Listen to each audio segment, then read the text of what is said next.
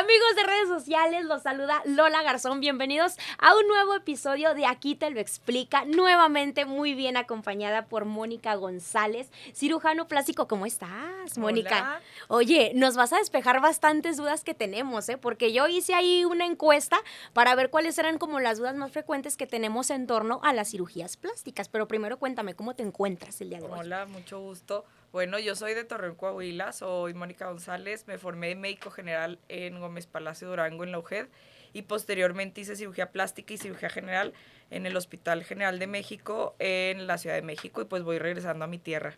A eso, de regreso a la provincia. Sí, claro. Qué felicidad, la verdad. Oye, Mónica, lo primero que te quiero preguntar es esto. ¿Cuál es la cirugía que más te piden los clientes? Que llegan a tu consultorio y te dicen, ¿sabes qué? Esto me urge, esto lo deseo. ¿Cuál es la más frecuente? Están como tres, que es contorno corporal, que es lipoabdómino. La segunda es como el aumento mamario y la tercera la rinoplastia. Ok. Sí, es lo que más veo en la consulta. Oye, por ejemplo, de la rinoplastia yo tengo esta duda. Es muy dolorosa la recuperación porque en redes sociales se ve como que muchos se quejan de que el dolor después de la cirugía es fatal. ¿Es cierto? Híjole, yo creo que la rinoplastia es de las cirugías que menos duelen. Lo que pasa es que hay algo de lo que no se habla, que es como una depresión posoperatoria de cualquier cirugía. El simple hecho de sentirte como un tanto inválido o que te sientas mal, los pacientes cursan con eso y entonces, aunque no es tanto el dolor, emocionalmente no te sientes bien. O sea, y no es tan dolorosa. La rinoplastia es de las cirugías menos dolorosas de la cirugía plástica. Es molesto el tener un taponamiento. Actualmente utilizamos unas férulas que son para que permita el paso del aire, pero el simple hecho de tener una cirugía hace que te sientas mal. De dolor, la verdad es que no es tan dolorosa, se maneja muy bien con los analgésicos después de la cirugía, es molesto lo de las férulas, estas se quitan a la semana, a veces hasta 14 días, duras con una especie de cintitas en el dorso. Yo se las dejo por los primeros 3 meses en las noches, las tienen día y noche 2 semanas, entonces en realidad no es tan molesta. Los 3 primeros días puedes tener como un poquito de goteo de sangre por los cortes que se hacen en el hueso, entonces esto va drenando, pero en realidad dolorosa como tal no es.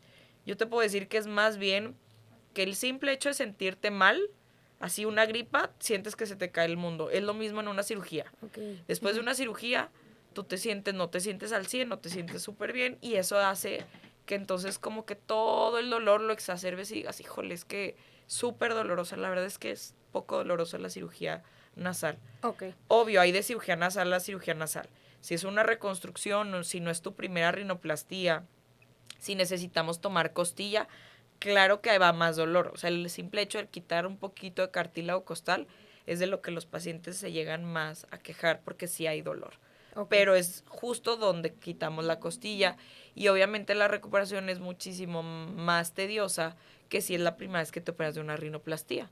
Y, por ejemplo, ¿cuáles son los cuidados que se toman después de una rinoplastia, Mónica? Uy, por bien, ejemplo. Bien padre, bien fácil. No se deben de mojar la nariz ni todo lo que se deja de férulas nasales. Se tienen que bañar como si fueran al estilista con el pelito hacia atrás o le lavan el pelo, te lavas el cuerpo, tomar tus tratamientos de antibiótico analgésicos por ley o por horario. No comer como cosas que te irriten, no porque no las puedas comer, ojo, no chile, no café, no cosas que te irriten, no muy condimentadas porque vas a empezar a moquear mucho. Entonces se vuelve muy molesto, pues estás con las férulas, ya por si las férulas obstruyen, se llenan a veces de moquito del que normalmente produces y después, pues tú con más cosas que te están irritando o cosas muy calientes, pues vas a moquear un poquito más. Entonces como que evitamos esa semana las cosas irritantes. No fumar, eso es en todas las cirugías. Okay. El cigarro y cualquier otro sucedáneo que fumes, vapeo o alguna droga, interrumpen o interaccionan en la cicatrización, te inflamas más o no cicatrizas bien con el tabaco. Entonces el no fumar es de ley y ya. Básicamente es eso. A veces mandamos lavados nasales, eso varía del cirujano que te opera. Hay quienes sí los dejan, hay quienes no los dejamos de inicio, los dejamos para después. Eso depende de lo que diga tu médico. Pero básicamente es muy sencillo dormir los primeros días con algún par de almohadas para que no duermas completamente acostado, sobre todo para que no te inflames tanto. Pero básicamente los cuidados son muy, muy fáciles de cumplir, ¿no? Ok. No el sol, o sea, porque te vas a hinchar más, te vas a pigmentar. Todos los moretoncitos que se te lleguen a hacer, porque a veces se hacen más o menos moretones, depende de lo que se haga al paciente. Hay pacientes que tenemos fragilidad capilar, entonces tenemos un mini moretón y luego nos manchamos. Si te da el sol, te pigmentas. Entonces es más difícil quitar esa mancha que si no te asoleas. Entonces son como estar en casa, tomarte tus medicamentos, no hacer ejercicio, caminar lo que tienes que caminar en casa, no mojarte la férula hasta que te la quite el doctor y ya. Ok. ¿Como después de cuánto tiempo se puede decir que una persona ya se recuperó de esa rinoplastia? De la rino, de recuperar como para integrarte al trabajo, 2 semanas. Ok. 2 semanas, pero la rinoplastia es de las cirugías que más se tardan en desinflamar. O sea, tú te vas a ver a la semana y a las 2 semanas y no va a ser ni moderadamente la nariz como la vas a tener. O sea, el 70% de tu cirugía va a estar como a los 3 meses de desinflamación y el 100% al año. O sea, eso sí hay que tomarlo en cuenta porque generalmente uno quiere salir de quirófano y ya verse perfecto. Que el resultado inmediato, ¿no? Que esa es la depresión posoperatoria que te da, igual de una lipo, de un abdomen, porque lo que quieres es ya quieres ver el resultado. Y en realidad el cuerpo se tiene que desinflamar. Para el organismo es como un golpe cada cirugía, retienes más líquidos, hormonalmente cambian cosas, te inflamas más, entonces sí hay que darle chance al cuerpo y yo sí les digo, a los 3 meses es como que ya te desinflamaste un 70% en la mayoría de las cirugías, pero la nariz es de las cirugías más bonitas a mí me parece, pero sí es de las cirugías que año con año tú te puedes tomar una foto y cada vez se te va a ver mejor la nariz. O sea, ¿por qué? Porque con los años se nos va adelgazando la piel, la mayoría de la población mexicana tenemos piel gruesa, como lo vemos con la narina, tenemos el grosor grande, no somos estas narices europeas delgaditas, ni la mayoría tenemos un tono de piel muy claro, que esos son datos que ayudan a que la nariz sea más delgada o la piel sea más delgada. Con todo el mestizaje que hay en México, tenemos mezclados los cartílagos débiles del mexicano con la nariz gruesa de toda la mezcla que ya tenemos, o incluso teniendo a veces el color de piel claro, tenemos a veces narices gruesas, porque así, o sea, fue un mestizaje. Entonces, la nariz típica europea no es la nariz típica del mexicano, la nariz típica del mexicano es una nariz con una piel gruesa, con cartílagos débiles, entonces, pero el paciente quiere tener una nariz más definida, por eso se está operando, ¿no? Entonces se toman ciertas estrategias para tratar de definir más su nariz, pero en esas estrategias obviamente vamos a estar más inflamados, nuestra piel es como yo les digo a los pacientes, es como cubrir unos cartiladitos con un colchón. No es lo mismo cubrirlo con una sábana o cubrirlo con un colchón, eso es la piel. Si la piel está delgada, tú cubres los cartílagos y se ve súper definida. Tú cúbrela con un edredón o con un cobertor y obviamente no se va a ver así de definida. Claro. Obviamente después tomamos más, o sea, tratamos la cicatriz, tratamos la piel y demás para irla definiendo, pero claro que no vamos a hacer, no tenemos esas narices nórdicas. ¿No? Mónica, para aquellas personas que deseen realizarse esta rinoplastia, como en toda operación hay un riesgo, ¿no? Claro. Pero ¿se podría considerar que la rinoplastia es una operación fuerte o muy riesgosa? Pues como toda cirugía, creo que hasta el quitar tu lunar puede conferir un riesgo porque si hiciste un choque anafiláctico al medicamento y pasan tragedias, ¿no? Porque ahora con tantos lugares que hacen cirugías o hacen procedimientos y no estén capacitados, se han desatado muchos focos rojos de decir esto puede pasar y eso puede pasar donde sea. Pero no es lo mismo estar en un quirófano donde si algo pasa, tienes un ventilador, tienes una máquina que te ayuda a respirar, tienes todos los medicamentos de reanimación, porque donde sea puede pasar. No es una cirugía tan riesgosa, tiene sus riesgos como cualquier cirugía, pero es muchísimo más riesgoso, no sé, que te asalten aquí saliendo o que te atropelle alguien en cuanto a porcentajes. La verdad, el porcentaje que te compliques es muy bajo de estas complicaciones fatídicas, ¿no? Y en realidad es una cirugía que bien llevada, el riesgo es mínimo, los riesgos como toda cirugía, el que se pueda infectar, que se puedan abrir un poquito, que la cicatriz no sea la más adecuada, pero que son riesgos que se pueden tolerar, que no te encante la cirugía. La complicación más frecuente es el resultado estético insatisfactorio y nadie habla de eso, ¿no? Como que ok. te preocupas de, híjole, es que si le salió un moretón, el hematoma, Ajá. todo eso se trata con medicamentos, es bastante sencillo, por así decirlo, pero lo que más puede pasar es que no te guste el resultado, ¿no? Mónica, ¿y a ti te ha pasado eso, por ejemplo, que algún cliente te diga de que, ¿sabes qué? No era lo que esperaba. ¿Ahí qué procede? Ahí, pues es que hay que bajar las expectativas de los pacientes. No somos unas máquinas, tratamos de manera integral con el cuerpo y con factores como la piel está muy gruesa, necesito tomarte más cartílago porque tu septum no me fue suficiente. O si, sobre todo pasa en cirugías previas, cirugías que ya vienen tratadas de que ya traen una rino, 2, 3 previas y no les gusta. Ya tratas con la cicatriz. Entonces no puedes generarle y eso es criterio de no operar al paciente, que se llama dismorfia corporal. Si tú tienes una expectativa muy alta de lo que te vayas a hacer, que digas, oye, es que yo quiero tener una naricita así, no tienes ni la cara y no es nada más la naricita. Un hombre tiene una nariz grande, no le puedes dejar una mini nariz, ¿no? Aparte, o sea, por las proporciones. Claro, ¿no? la proporción del resto de tus facciones. No puedes cambiarles la genética. Entonces, hay que aterrizar qué es lo que uno como cirujano puede ayudarles a mejorar y hasta dónde llegamos.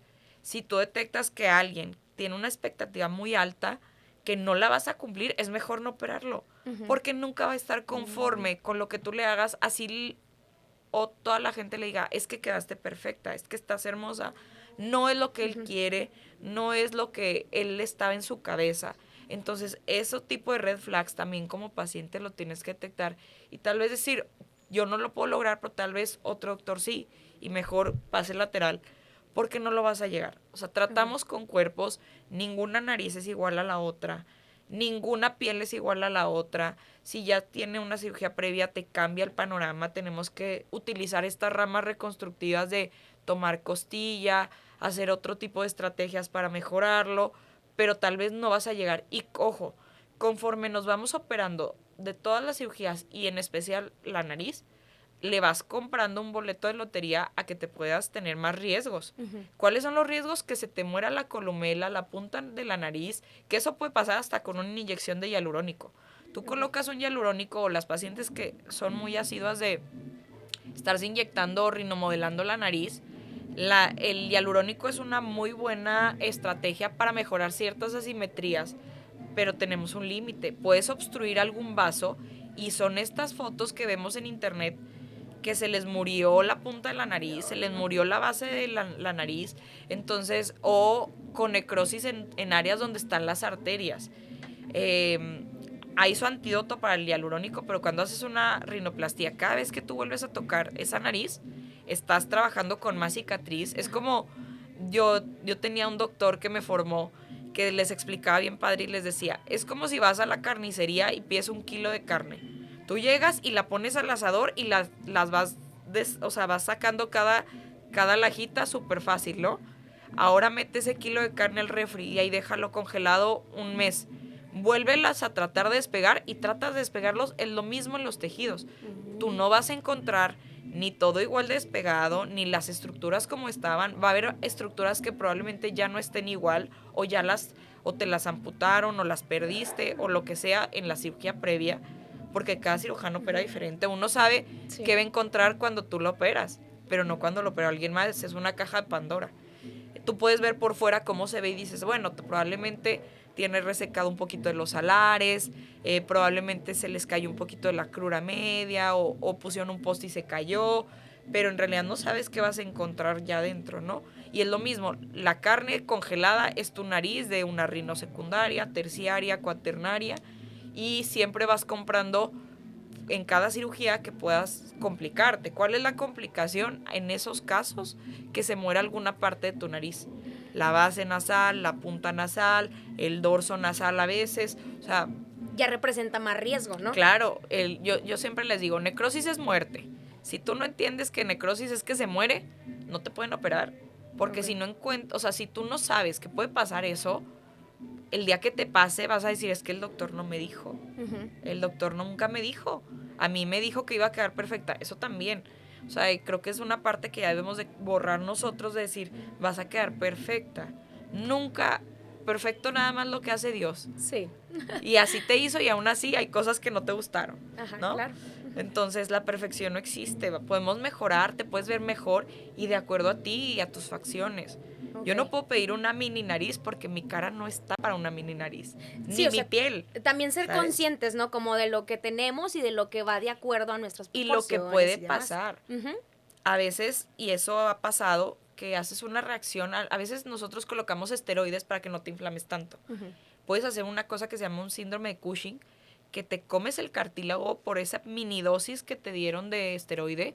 Y entonces tenías tu nariz preciosamente proyectada y a los 2 meses, 1 mes, te quedaste como Voldemort, sin nariz. Ay, no. Porque te comiste los cartílagos.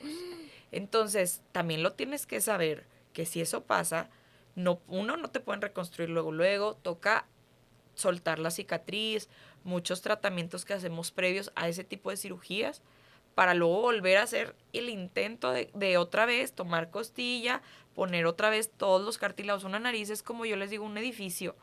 Tiene sus pilares, tiene sus traves, tienes que hacer como toda una base para que puedas, esa pequeña punta que tú ves y que todo el mundo nada más se fija en la punta, que esto se sostenga, ¿no? Entonces es de las cirugías, a mí en lo particular, que más me gustan, pero a veces las menospreciamos de, ay, es que solo es una rino. No, una rino es el centro de tu cara, Sí. te cambia completamente las facciones, te devuelve un montón de seguridad al paciente que tiene una megajiba, que a veces es un trauma y no lo dicen, Sí, porque claro. ahora somos muy inclusivos con, no, hay que querernos como somos, así como uno se va y se pone las uñas, te vas y te pintas el pelo, Las te vas y te pestañas. arreglas, te pones la pestaña. Yo creo que al hacerte un arreglito es lo mismo, es como, oye, yo me quiero ver mejor, yo me quiero sentir mejor, esto no me gusta, no me encanta, lo puedo mejorar sin llegar a la dismorfia corporal de transformarte la cara, ¿no? O sea, estos que dicen, yo quiero ser un tigre, yo quiero ser un perro, entonces les ponen implantes, Ajá, no, sí. o sea, no caigamos en eso, pero sí no menospreciemos que cualquier cirugía, por más chiquita que sea, hasta el retiro de un lunar te puede generar una reacción y que debes de tener o debemos de dejar de escatimar con las personas que nos tratamos, de decir, es que me voy con este porque es el más barato. No, o sea, si es barato, algo está mal. Es como un maquillaje. Tú vas Oye, y compras sí. un maquillaje y no te vas y te compras el más barato. No, para nada. Y al auto tampoco, vas y le pones las llantas que le tocan. Y le compras el seguro al auto y la gama más alta. Y si te toca que te chocaron, quieres que te pongan lo mejor. Es lo mismo en nuestro cuerpo. O sea, no podemos escatimar decir, híjole, voy con el que me hace la mini lipo. No existen las mini lipos. Sí, porque justo eso era lo que te iba a preguntar, Mónica, y qué bueno que lo abordas.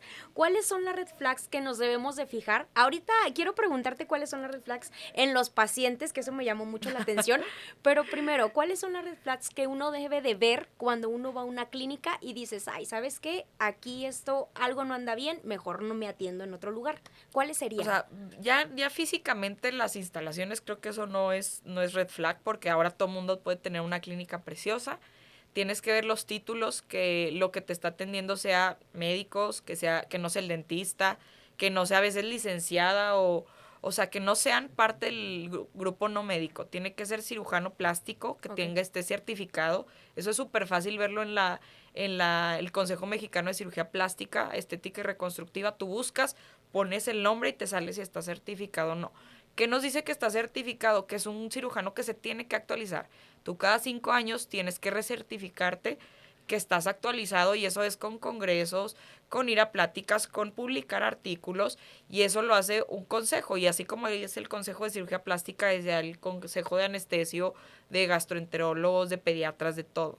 Entonces, desde ahí tú puedes buscar en internet si tu cirujano es cirujano. Porque esto de que ponen cédulas siendo cirujanos estéticos es alguien que tiene una maestría, y que simplemente porque una escuela la avala, porque las maestrías y los doctorados que tienen todo su grado médico tienen una cédula profesional, pero no te capacita para que operes, ¿no? Ok. O sea, la formación tiene que ver, uno, esa es tu primera red flag. Si se anuncia como cirujano estético, aléjate de ahí porque no es cirujano. Tiene que anunciarse como cirujano, Cirujano plástico. plástico. Ah, sí. ok, muy bien. Y el plástico va con el reconstructivo. No es que yo no hago lo reconstructivo. No, no es cierto. Los cirujanos plásticos nos formamos en la parte estética y reconstructiva. Yo me formé en un hospital público y en un hospital público operábamos cosas estéticas. En el entendido que el paciente sabe que te está operando alguien que está aprendiendo. Pero yo siempre les decía, sí, somos estudiantes, pero soy un estudiante que ya soy cirujano general, que ya operé apéndices, vesículas, que ahorita ya no lo hago porque ya no es mi rama, ya no me dedico a eso, pero tengo 4 años que todos los días operabas algo de aparato digestivo. Okay. Y te formaste. Y a eso agrégale 4 años más de cirugía estética y reconstructiva. Y entonces... Hay práctica. Claro, hay práctica diaria. El paciente que iba o que va a un hospital público a operarse sabe que tiene ciertas limitantes porque como puede quedar bien, como que no. Ajá, pero exacto. eso va pegado a que no cobran lo que cobra un cirujano plástico. Mónica, por ejemplo, si yo voy con un cirujano, ¿es válido o a lo mejor se considera ofensivo si yo le pido su cédula? ¿O cómo yo puedo saber, sin checar en lo que comentaste, sin checar que es cirujano plástico? Es súper fácil, hasta en la receta vienen las cédulas profesionales. Todo los consultorios que tengan deben de tener los permisos al corriente, eso es en COFEPRIS y COEPRIS. Eso se ve en las clínicas, tienen los títulos, los tienen que tener a la vista del paciente. Entonces, ojo también cuando vemos muchos diplomitas, pero no vemos el título de... Y tú, caray, falta algo. Claro, o sea, y todos tenemos diplomas porque pues te vas a un congreso, te dan diploma, haces un curso, te dan diploma. Y a veces son decorativos y no está mal, pero siempre hay que buscar el título de medicina, de cirugía, y si no acabaron cirugía general, de cirugía plástica, o dermatología u otorrinolaringología, o oftalmología, que ahora tienen una sub de oftalmología con cirugía plástica, que se dedican a hacer blefaroplastías o a hacer cosas más específicas solo de los ojos. Pero claro, o sea, hay ramas que te llevan a hacer ciertos procedimientos similares, pero, o sea, operar contorno corporal solamente el cirujano plástico. No existe el cirujano estético y es una super red flag cómo se anuncian. Eso es uno. Desde cómo se anuncian, la receta deben de venir sus cédulas. Lo puedes buscar en las cédulas de profesiones, a ver qué es, porque luego lo puedes buscar y checas la cédula y es un veterinario, ¿no? Y yo, el nombre. A mí me pasó, yo operé un paciente de una autoplastía, se iba a operar con un veterinario de las orejas. Yo, ¿pero por qué? Porque él creyó que era más barato y al final también eso es mucho desinformación. Creemos que hay ciertas cosas que son carísimas porque es el plástico y hay procedimientos que no son tan caros y que van con alguien más. O sea, una bichat, que lo ves que el dentista está sacando bichats. O sea, yo ahí para mi red flag, yo tengo familia que se dedica a la ortodoncia y a la endodoncia y yo digo, jamás en mi vida ha sacado una bichat mi familia, ¿sabes? Ajá. Si no saca una muela bien, pues menos va a sacar una bichat bien. Claro, eso es lo que yo pienso. Ok. Entonces, esa sería la primera bandera roja. Red flag, que se anuncie como cirujano estético. Ok. ¿Hay alguna otra? ¿O esa sería como la más fuerte? O las minilipos, que se escondan, que se estén moviendo del lugar, que digan, es que yo estoy en Tijuana, en Torreón, en Veracruz, en Guadalajara y vengo. O sea, eso es una red flag, porque quiere decir que andas huyendo, no tienes un lugar establecido. Y a veces ni eso, porque a veces sí llegan y provincia, la verdad es que sin menospreciar, hay un montón de intrusionismo y no les hace nada. Porque alguien los avala, por lo que sea, pero tienes que checar, así como checas el auto, y que el día que compras uno estás checando en internet las que dicen, si es bueno, si aguanta los golpes, cuánto corre, cuánto le dura, todo. Todas las referencias hasta de los nuevos. Es lo mismo en alguien que te va a operar. Yo siempre les digo, uno va a veces a la farmacia con un médico general porque traes una gripa o porque traes tosecita y no quieres ir a pagar con el internista o no quieres ir con el pediatra o por premura ya quieres algo rápido para que tenga antibiótico, ¿no? ¿Tú dejarías que él te opere? No. O sea, eso es lo difícil. Ajá. Si tú dejas que él tiene la misma formación, solo agrégale 2 años de un curso en línea que una vez al mes llevan a alguien de conejillo de indias para que veas cómo hacen el procedimiento alguien más, no lo haces tú. Y así se ponen. O sea, si uno que puede tener complicaciones teniendo toda la formación, imagínate a alguien que va saliendo de medicina. Yo salí de medicina y no sabía poner ni una inyección, ¿no? Ujú. A veces hasta te da miedo recetar algo porque si hace una reacción alérgica. Claro. ¿Y qué le doy? Porque apenas va saliendo. Y eso que ya tuviste un año de internado que estás practicando, que alguien te está detrás de ti, y un año más de servicio social en alguna comunidad que te están vigilando y que tienes que cuidar a gente que confía en ti, que eres el eslabón más alto de medicina ahí. Ujú. O sea, que estás en el rancho y que hasta el recetarles el paracetamol, lo recetas ahí de, bueno, va con, y le doy esto. Oiga, doctor, ahí, ¿puedo combinar esto con esto? Y tú en friega buscando de, Con miedo. ay, a ver si lo puedo o qué no puedes hacer. Porque o sea, estudiaste 5 años eso, pero no por eso ya quiere decir que lo sepas hacer, Ujú. ¿no? Vas poco a poco soltándote y hasta los mismos pacientes te dicen, oh, ese es bueno porque estudió más. Porque Ajá. ya sabes que no se te ve la cara de miedo porque dices, bueno, le doy esto, le doy aquello, o no sé qué. Pero esa es la primera red flag. Ok. Ese paciente que se anuncia, digo, ese doctor que se anuncia que opera en 5 lados, que ya en internet está quemado, ahora es súper fácil ver eso. Ven referencias, checa las referencias del médico, busca al doctor, busca que esté que esté certificado. Te digo, si hay una sub de otorrino, oftalmo, cirugía plástica, dermatología, pues puedes hacer, incluso ahora hay cursos en España que hacen medicina estética, que ponen botox, fillers, y hoy por hoy yo creo que tampoco está mal. Ujú. Ahí el sol sale para todos mientras no operen. O sea, hasta el sacar una bichad es una cirugía. Si hace eso y no tiene el conocimiento, o sea, es un error. Porque uno menosprecia a veces una bichad. Para mí, yo que soy cirujano general, yo siempre decía, es más difícil sacar una bichad que sacar un apéndice. Porque el apéndice siempre lo vas a encontrar en el mismo lugar, así esté localizada, que está más para atrás, que está más para arriba. Buscas el ciego en la confluencia de estas tenias, tiene que estar el apéndice. Si incluso tienes el colon más arriba, más abajo, más largo, lo que sea, tiene que Sí o estar sí. ahí. Ujú. Que obvio, ya estudiaste para saber que el colon puede tener diferente grado de implantación y demás, pero tiene que estar en esa confluencia. La bichad, tienes un montón de ramas faciales, del cigomático y de las bucales, tienes un esteno, que es un conducto que drena la saliva que tienes de tu parótida hacia la cavidad, que lo puedes lesionar. Y la manera de reconstruir una lesión del esteno es de microcirugía, de meter un microscopio, juntar lo que se seccionó, porque a veces si hay una sección completa lo tienes que volver a reparar. A veces con un tubito lo ferulizas, colocas toxina para evitar que sigas produciendo este músculo, o sea, este conductito al final tiene musculatura. Entonces hay ciertas estrategias para que puedas manejarlo de manera conservadora, pero la más fatídica que de alguien te haya seccionado un estenón es de métete a quirófano con un microscopio o con lupas y vuelve a juntar ese conducto. Algo tan pequeño como una bichad Desencadena todo desencadena todo eso. Ajá. El día que te pase, bueno, ya si uno sabiendo cómo se puede reparar, te da, o sea, prefieres no tener ese tipo de lesiones, ¿no? Sí, claro. Ujú. Pero alguien que no tiene idea, pues te llega al paciente con una cara la mitad inflamada porque toda la saliva ya no drena, ya está en la cara. Y imagínate, la saliva deshace alimentos, cómo se va a poner de inflamada y cómo va a estar tu cara en una sección completa de un esteno, Ok. ¿no? Entonces, y también tiene sus indicaciones. No es todo mundo se les quita las bichad, no a todos está indicado.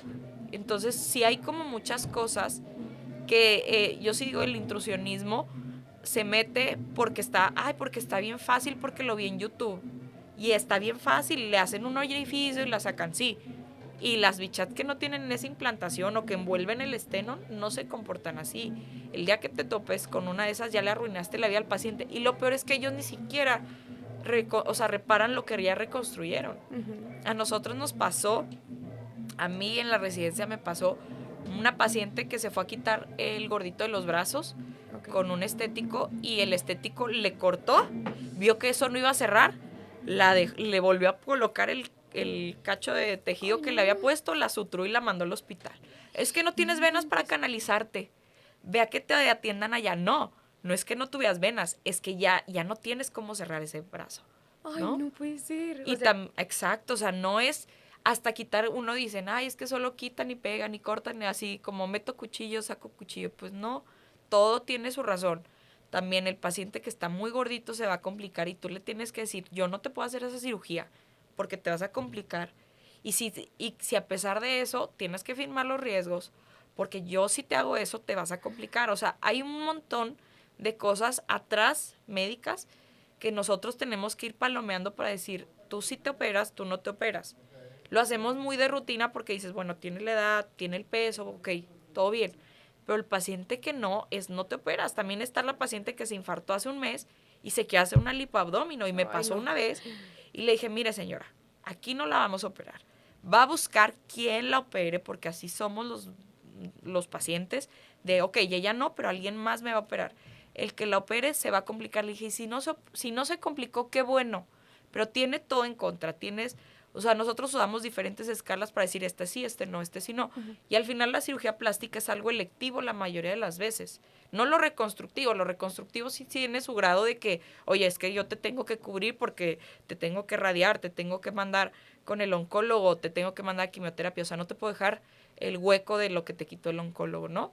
Pero la estética es 100% electiva. Entonces, si tú estás hipertenso, si tú no estás controlado en enfermedades, si tú te infartaste o tuviste un evento vascular o por COVID quedaste con fibrosis pulmonar, etc., etc., etc., no te puedes operar. No te puedes quedar en una plancha por algo estético, porque por eso están llenos los periódicos de se murió haciéndose una lipo, la enfermera se trató de hacer una lipo y se murió. La que comentábamos de Cuernavaca, ¿verdad? Como dato anecdótico, sí. La primera liposucción, que fue en los 70s, fue hecha por un ginecólogo a una bailarina. Que con la legra con la que te legran que te legran el útero para un legrado, uh-huh, empezó a hacerle una lipoaspiración de grasa y le lesionó la femoral y acabó amputada la bailarina. Ay, no. Entonces, si toda esa historia para que se hiciera para que existiera la cirugía plástica, no la aprendes, pues algo estás haciendo mal. Obvio, el ginecólogo eran los primeros pininos de la liposucción. Sí. Todavía no se sabía que sí se debe lipar, que no. Y aún así, desde entonces se escribieron unos principios que siguen vigentes. O sea, es como los 10 mandamientos. Uh-huh. Todavía están vigentes de no debes de lastimar los tejidos, debes de cuidarlos, debes de hacer una buena hemostasia, es decir, que no sangre, debes de cuidar y tratar con gentileza los tejidos. O sea, que hoy por hoy se siguen utilizando como de eso, por eso pasan estas cosas de que parece de película. A partir de esos antecedentes, ahorita ya se tiene como que otra información. Porque, Mónica, también te quería preguntar, ¿qué pasa cuando un paciente te omite información y se complica por alguna u otra razón en la cirugía?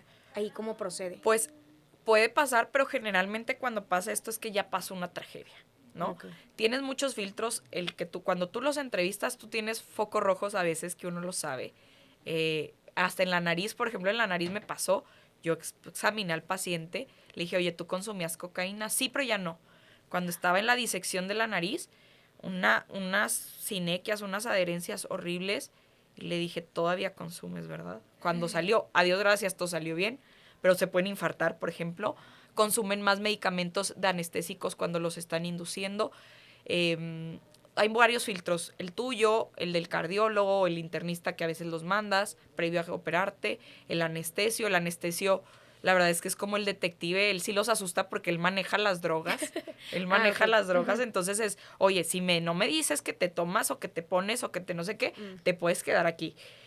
Ahí vuelven a salir y tú tienes todo el derecho de decir, no te opero, porque al final está en riesgo tu cédula y tu credibilidad, ¿no?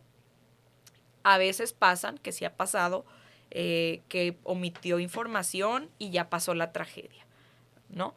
Entonces, pues ahí toca, como detectives, pues todo, ya no te toca a ti, sino es todo un equipo, la CONAMED, que es como la Comisión Nacional de Médicos que checan expediente, hacen múltiples estudios y empiezan a desglosar qué fue lo que pasó. Porque a veces puede pasar que lo que pasa en la plancha puede ser o el médico o el paciente, ¿no? No todo es el 100% el paciente. Ah, ok. Uh-huh. Yo, por ejemplo, yo siempre las mando con el cardiólogo, porque incluso en jóvenes a veces tienen cambios en el electrocardiograma, que si tú lo ves en quirófano dices, pues mejor no te opero, puede ser que sea algo que no necesite tratamiento, pero mejor que el cardiólogo, que es el que se dedica a eso, te vea, te diga todo está bien o no está bien, o mejor no lo operes, o lo dejas para después, o déjale mando tratamiento, pero es como primero que te vean todo mundo, porque esto es selectivo, todos tus laboratorios deben de estar bien, debes de suspender todos estos medicamentos naturistas porque sí hacen cambios en la sangre, pero pues ya tú en teoría pasaste muchos filtros, ¿no? Okay. Y de la parte del médico, lo que yo creo que siempre es súper vigente es que tú te apegues a todo lo que ya está escrito, que no te excedas de 6 horas de cirugía, que no te excedas de sacar más de 5 litros de liposucción, que tengas medias de compresión intermitente en cirugías que son de más de 2 horas. Esto es decir, que ayuda a que no se formen trombos.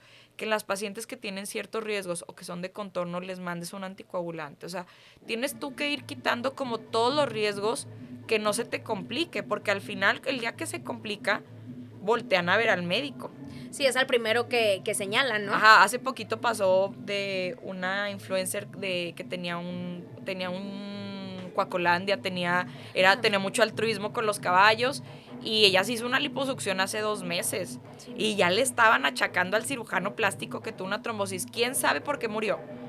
Pero uno sabe del lado médico que las trombosis en cirugía plástica están documentadas hasta el día 11-12. Por eso en algunos procedimientos y no en todos se les mandan anticoagulantes por 14 días.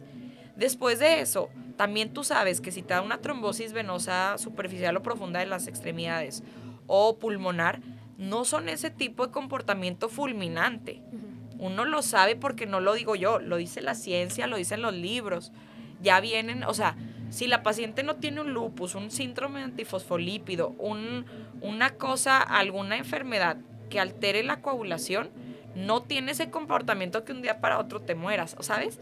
También hay que checar como esos detalles. Ajá, uno puede operar a pacientes que tienen ese tipo de antecedentes, sí, pero tiene que estar súper controlada por su reumatólogo, que el reumatólogo te diga, tiene luz verde, ya tiene un año que no tiene, o sea, no tiene fluctuaciones, no tiene síntomas, no tiene aumento en los niveles de algunos parámetros que les buscas de laboratorio de, oye, tiene lupus y tiene elevados. Eso te habla de actividad, de la enfermedad, cosas así. Esta influencer tenía, pues, no era la primera lipo, ¿no? Sí, no. Y se hizo ya estaba el chisme de, no, y fue fulano y no sé qué. Y digo, qué fuerte para el cirujano plástico que en lo que se disuelve no te echan culpas, ¿no? Y aparte porque es reputación. O sea, no, es reputación y aparte fue alguien súper conocida, o sea, sí, que yo la seguí en redes y yo dije, ¿qué va a pasar con todos esos caballos, no? Sí. O sea, claro, la reputación y también la mala información, porque yo veía en internet y decían, no, es que te puede dar una trombosis a los 2 meses, a los 3 meses. Discúlpenme, pero te puede dar una trombosis en cualquier etapa de tu vida, pero no depende. O sea, depende si estás enfermo, si tienes diabetes, si tienes lupus, si tienes antifosfolípidos, si tienes alguna discrasia sanguínea o algo en tu sangre que esté mal, que entonces tengas eso. No es de la nada, ¿no? Okay. Alguien sano, igual.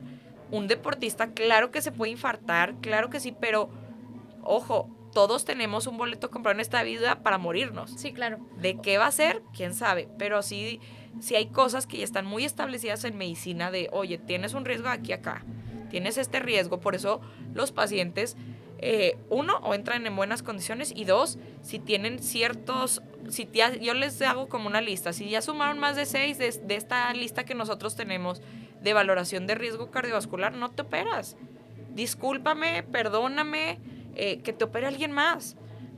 Compras un boleto de complicaciones para cualquier cosa, tú sabes si te avientas o no. O sea, si tú tienes más de ciertas cosas que no debes de operarlo, no. Si lo haces a sabiendas que el paciente es hipertenso, que fuma, que no suspendió el tabaco, que está obeso, que no está candidato para una lipo porque está gordo, porque no tiene un índice de masa corporal más de 32, tú le estás comprando un boleto para que se te complique. Claro. Tú ya sabes que eso se puede complicar. Y si tú quieres comprar ese boleto de la lotería y decir, ok, así lo opero, pues ya es tu rollo. Pero también, el día que pasa algo malo, es tu nombre. Sí, claro. Porque, por ejemplo, Mónica, yo te iba a preguntar, ¿alguien se ha enojado contigo después de decirle, ¿sabes qué? Yo no te voy a operar, Sí, lo lamento. sí, claro. Se enojan y yo ahorita, yo en mi poca práctica, porque pues voy saliendo, te puedo decir que de una paciente que yo sí dije, no la debí de haber operado, la operé y la paciente no quedó conforme. Y yo dije entre mí, yo ya sabía que era dismórfica. Yo ya me había tomado, fácil, la había visto unas 4 veces antes de operarla, explicándole de sí y así, y esto como que no aterrizas, como que te dice solo que sí te entendió, pero no quedó mal, no le gustó. Y yo le dije, es que el resultado estético insatisfactorio es la principal complicación. No te gustó lo que yo te hice. Es como cuando vas y te cortas el pelo y no te gustó. Ajá. La diferencia es que acá es tejido y es tu cara o es tu cuerpo, ¿no? Sí. Uh-huh. Claro que sí. Y yo creo que me arrepiento más de operar por ejemplo, a esa paciente que yo siempre me quedé con no la debía haber operado, a la que les digas que no.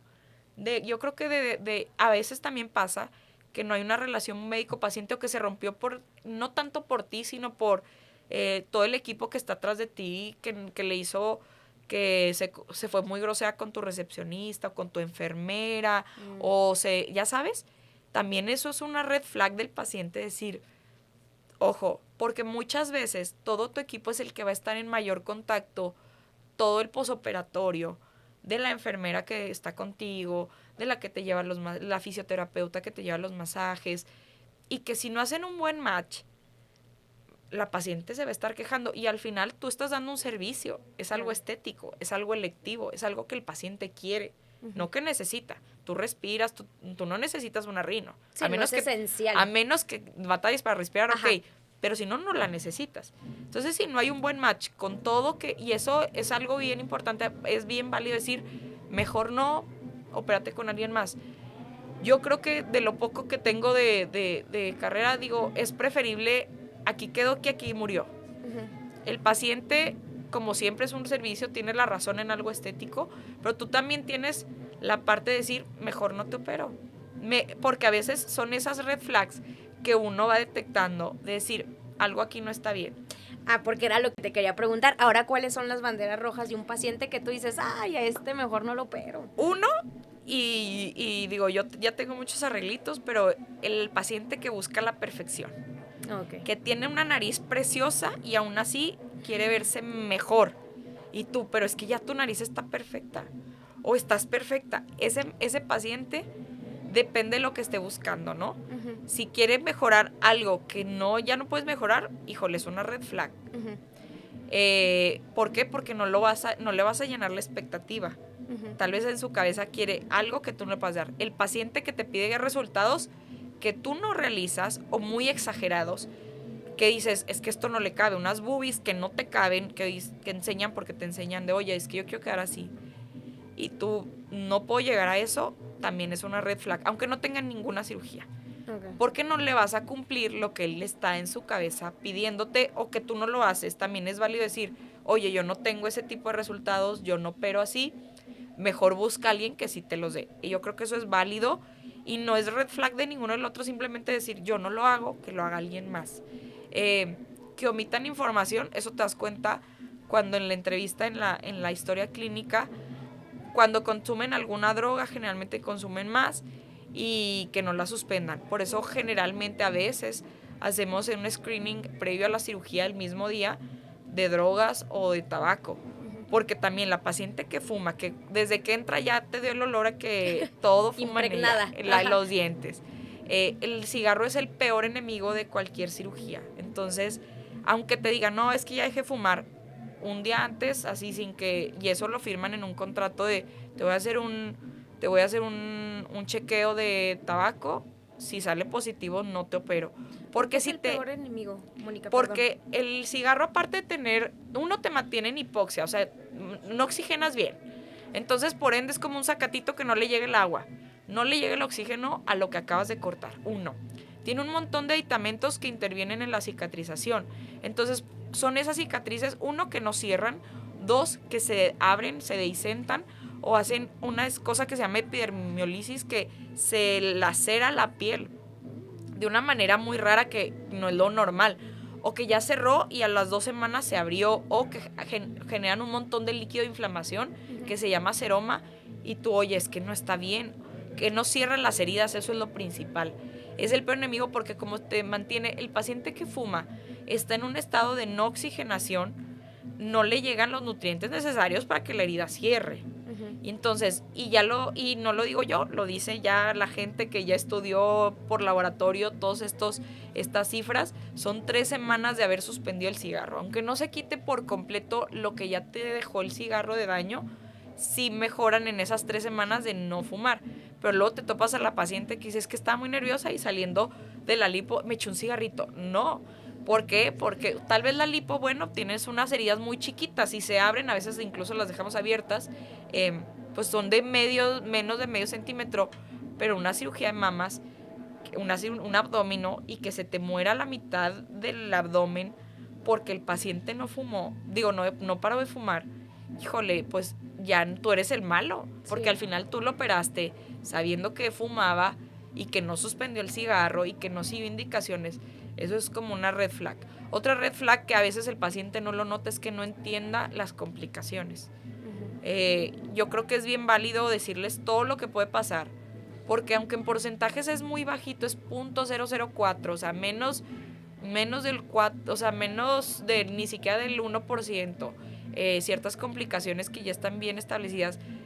Si no lo sabe y no te lo entiende o no lo aterriza, el día que algo pase va a decir, no me dijeron. Y lo que se dice después de que pasó algo, ya es problema del cirujano por no haberle dicho, ¿no? Antes es tuyo. Tú le tienes que decir hasta que se puede morir, sí, en un 0.0001%. El peor de los escenarios. Pero lo tienes que saber. Pero si tú no se lo dices y pasa algo, es que no me dijeron, y eso es omitir información. Okay. Entonces, esa es una red flag que si tú le dices, oye, se te puede morir la punta de la nariz porque ya llevas 4 rinos. O la paciente que tuvo una necrosis por hialurónico y se quiere operar la nariz. Híjole, esa paciente está comparando que se pueda complicar en la siguiente cirugía porque ya tuvo una oclusión vascular, ¿no? Entonces, son cosas que si no te captó que, oye, se te puede morir la nariz, pues no. Está medio raro eso.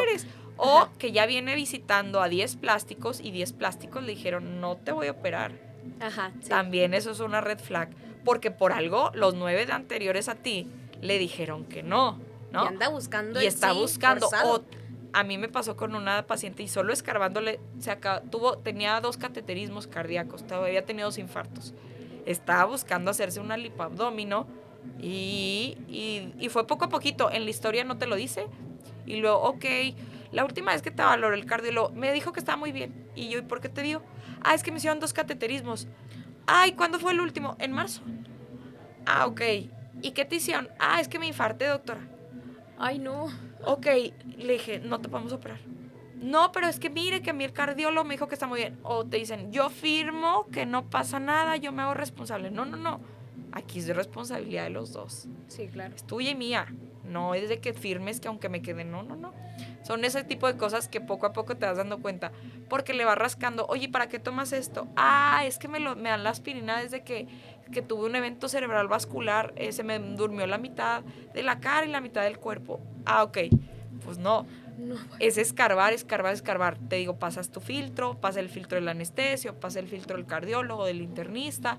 Entonces, si a todos, pues ya es como más filtro, y todos te pueden ir escarbando, y tal vez lo que no me dijiste a mí, se lo dijiste al anestesio, porque el anestesio sí te asusta más de, oye, yo manejo las drogas fuertes.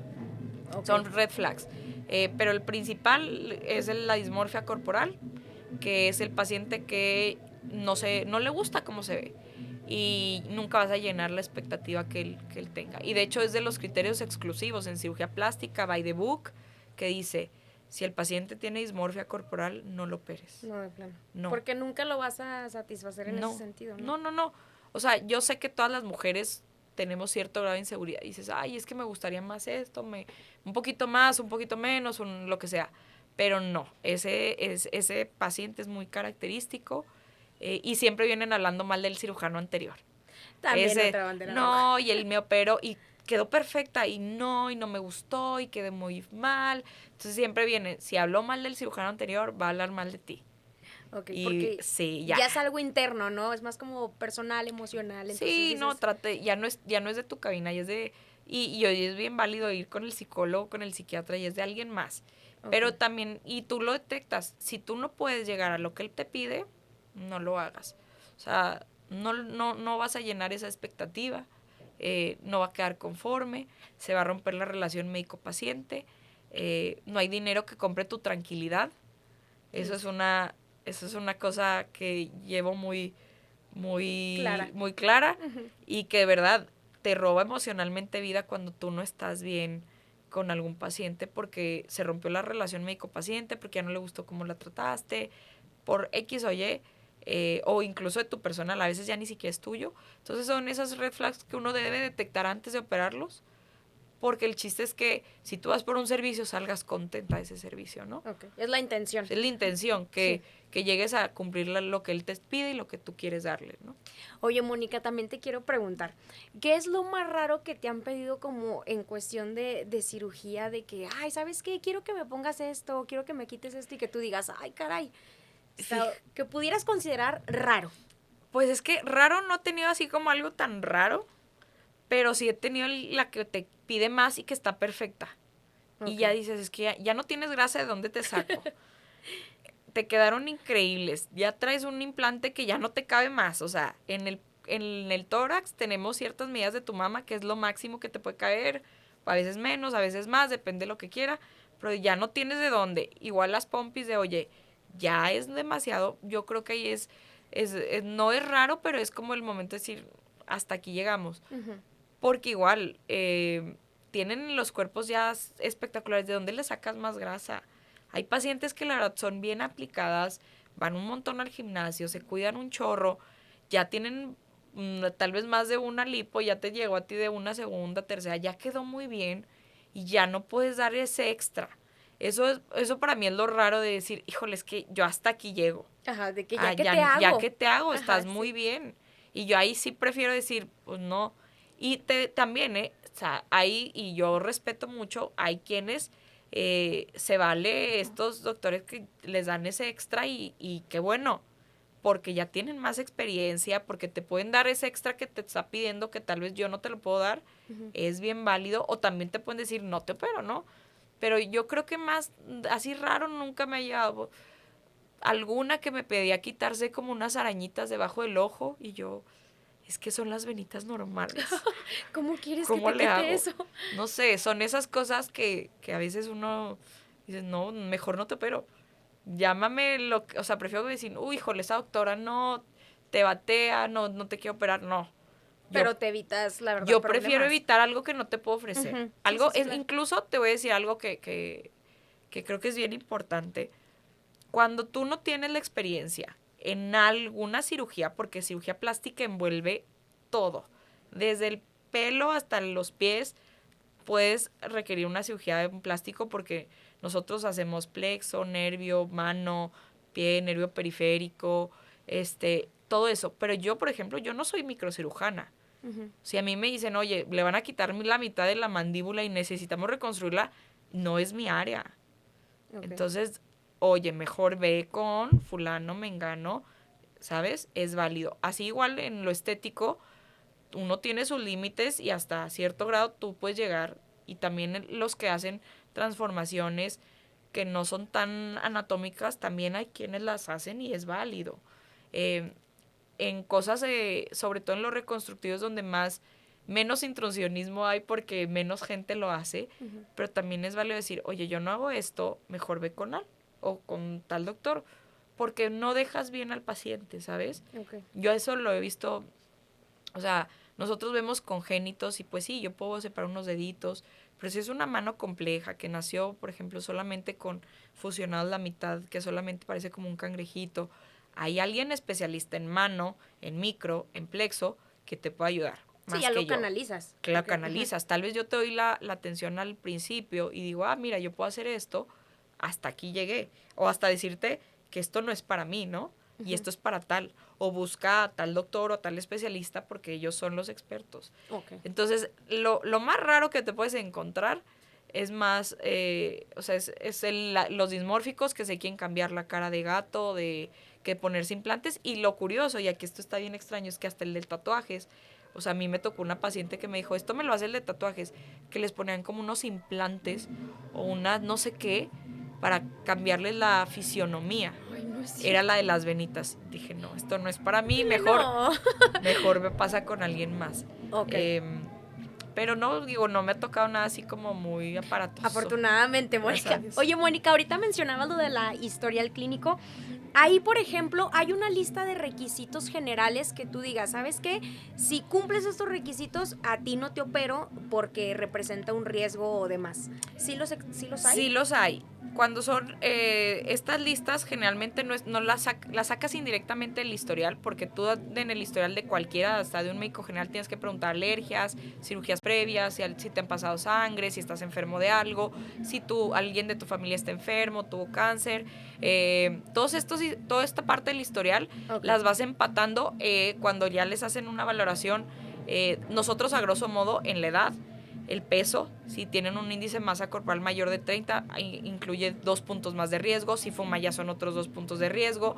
Si tiene un antecedente cardiovascular, dícese infarto cerebrovascular, ya son 2 puntos. Si se acaba de pasar eso, son 2 puntos. En cirugía plástica, todos estos puntajes es una escala de Caprini, hay otras escalas cardiovasculares, que y está bien establecido en cirugías estéticas, si tú tienes más de 6 puntos, no es selectiva. Si tú es algo de urgencia, que te amputaste una mano, que te arrancaste el cuero cabelludo, cosas así, como o quemaduras, esas escalas las omites porque ahí pones en riesgo la función y la vida del paciente en este tipo de casos, algún trauma facial, no, pero en la parte estética sí. Si tú tienes más de estos 6 puntos, que son edad, el peso del paciente, los antecedentes, que tengan alguna enfermedad no en control, van para atrás. ¿Por qué? Porque ya aumentas el riesgo de tener una trombosis, está catalogado en 0.04%. Es bien bajito. Pero si tú operas un paciente de manera electiva con estos riesgos, aumenta. Y las cirugías que más trombosis hacen, tanto en piernas como tromboembolia pulmonar, son la lipoabdomino o la infiltración de grasa en glúteos. Ahora ha bajado un poquito el riesgo porque ahora solo se infiltra de manera subcutánea. Muchos años se inyectó de manera intramuscular en glúteos, y en glúteos pasa algo bien curioso. Uno, el adipocito es del mismo tamaño que el tamaño de tu vena. Entonces, si tú lastimas la vena, luego la vena jala el adipocito entra a la cava porque luego lo tiene conexión a la cava y luego se hace una embolia grasa. Y ese tipo de complicaciones es fulminante. Pocas pacientes que tuvieron una embolia grasa la cuentan, y obviamente esto se dejó de hacer, ya no se inyecta a nivel de intramuscular en glúteo ni en vasto externo porque pasa esto. Las venas son muy grandes y la vena es la que te jala el adipocito y que hace una obstrucción. Entonces, si tú a eso, uno de parte del médico, pues no haces ese tipo de infiltración, pero las lipoabdominos las seguimos haciendo, ¿no? Siguen teniendo su riesgo cardiovascular. Entonces, tú, previo a la valoración al paciente, si el paciente suma más de 6 puntos, que esto es en edades, en los antecedentes que tenga, en el índice de masa corporal, o que tenga un antecedente de alguna discrasia sanguínea o cirugías de cadera, cirugías mayores de más de 3 horas, solamente eso te confiere un punto. O sea, tú ya sabes que el paciente por entrar a quirófano tiene un puntito, ¿no? Entonces, a eso agrégale todos estos puntos, pues no, obviamente no los operas. Eso es lo ideal. Ok, muy bien. Mónica, también te quiero preguntar, ¿cuál es la diferencia? Porque estos términos los he visto y la verdad es que no sé cuál es la diferencia justamente entre la lipoescultura y la liposucción. Porque últimamente veo que lipoescultura y que unas influencers dicen que no, es liposucción. No hay diferencia. Mismo, no hay diferencia. Tampoco ese término de mini lipo, porque simplemente es que succionaron pequeñas cantidades de grasa. La liposucción en un experto o en un cirujano plástico tiene que ser o lipoescultura, es lo mismo, tiene que ser 360 grados, no te pueden, o sea, sí podemos a veces decir, oye, es que no me gustan mis chaparreras, hacer un poquito de liposucción en chaparreras, tal vez no tratar toda la pierna, a veces no, a veces sí toca tratar toda la pierna, depende del caso. En el cuerpo siempre tratamos 360. Si te voy a sacar adelante, voy a sacar también grasa atrás, ¿no? Pero es lo mismo, liposucción o liposcultura. Ahora también hay mucho que es la liposucción Baser o la liposucción ultrasónica o la liposucción asistida por poder o la liposucción láser o la liposucción con body tight, radiofrecuencia, etc. Todas son liposucción, todas implican sacar grasa. Lo único que llega a cambiar con esta mercadotecnia es el aparato que utilizas. Si te promocionas como Baser o ultrasónica, generalmente son 3 tipos de máquinas que emulsifican la grasa. Si va a radiofrecuencia, hay varios tipos de máquinas, Renuvion, J-Plasma, a veces Morpheus cuando es nada más en la piel, Body Tight, el Dorian, que todas son radiofrecuencia o son máquinas de tensado de piel, que como el J-Plasma o el Renuvion, que es con helio, pero es para tensar la piel. No es para todos todo. Uh-huh. Todas las máquinas tienen sus usos, tienen sus indicaciones y tienen porque algunas no les hacen eso y a otras sí. Y es válido de cada doctor. Hay doctores que no utilizan, por ejemplo, nada de radiofrecuencia. Es válido. Cada radiofrecuencia, así como tiene sus beneficios, tiene sus complicaciones. Hay que saber usarla. Si no la sabes usar, evidentemente compras un boleto para comprar complicaciones. Y también está fatídico ver eso en internet. Te asusta, dices, mejor no lo compro, mejor no lo hago. Pero no, cada tecnología tiene su indicación. Lo que sí es liposcultura y liposucción es lo mismo. El término minilipo no va a venir nunca de un cirujano plástico porque no hacemos minilipos. Porque nosotros sabemos que si tú sacas de un lugar sin tratar la zona completo, se hace algo que se llama lipodistrofia y es que la grasa que tienes alrededor va a crecer más. Uh-huh. Y eso no es estéticamente agradable a ningunos ojos. Y no lo vas a ofrecer así. ¿Sale? Okay. Oye, y por ejemplo, la recuperación, ¿cómo es en caso de hacerse una liposucción? O sea, ¿es como muy puntual o...? Sí, tiene sus grados. Tú tienes que caminar desde el día 1, no quiere decir que vayas a hacer ejercicio, pero sí tienes que caminar desde que te sales de cirugía. Vas a estar con drenajes o sin drenajes, depende de lo que haga tu doctor, pero yo generalmente dejo drenajes. Los drenajes los retiramos hasta que producen muy poquito líquido, que es el líquido que se queda dentro de tu cuerpo todavía. Los mandas a masajes, depende, masaje manual o yo generalmente siempre voy al lado de una fisioterapeuta. ¿Por qué? Porque esta recuperación que te decían es que los masajes todos los días te duelen, tienen sus indicaciones, sobre todo es drenaje manual. El uso de aparatología también te puede perjudicar. Si, por ejemplo, utilizaste radiofrecuencia, yo generalmente no las mando a radiofrecuencia hasta después de que cumplan 3-4 semanas porque la radiofrecuencia externa puede quemar la piel. Okay. Tú ya lo hiciste una quemadura controlada, por así decirlo, con tu radiofrecuencia de manera interna. Entonces no es indicado este tipo de terapia postoperatoria. La recuperación en una lipo por lo general es 1 semana con drenaje. A las 2 semanas ya te puedes incorporar a tu trabajo. Todavía vas a tener ciertas molestias. Todavía vas a tomar un medicamento que ayuda es como un neuromodulador para que el dolor que presentas después, que no es un dolor como tal, sino es como un dolor generalizado raro, es de todos los nerviecitos que mandan como la señal del dolor, para que lo tomes como por 3 meses, pero en realidad a las 2-3 semanas ya te puedes incorporar a tus actividades normales, ejercicio como hasta el mes, y empezamos primero con cardio. Y yo sí creo que la desinflamación de una lipo más o menos es a los 3 meses, un 70%, 80%, y el resto lo que te queda del año. Y 2, que tienes que apegarte muy bien a la dieta del ejercicio, porque si tú no te cuidas, ese resultado no se mantiene. Okay. O sea, la liposucción es un 50% el cirujano, 50% el paciente. El paciente hace ese otro 50% que es dieta y ejercicio, que a veces el paciente lo hace solo porque le gustó mucho, le encanta cómo se ve y se vuelve un adicto al gym. Okay. También tienes al paciente que no, que ya está pensando en la siguiente liposucción y que no se va a cuidar y que ya está, y que tú lo operaste, no sé, con un índice de masa corporal en 28 y ya llegaste y ya trae 32, ¿no? Y te dice, es que doctora, no me gustó el resultado.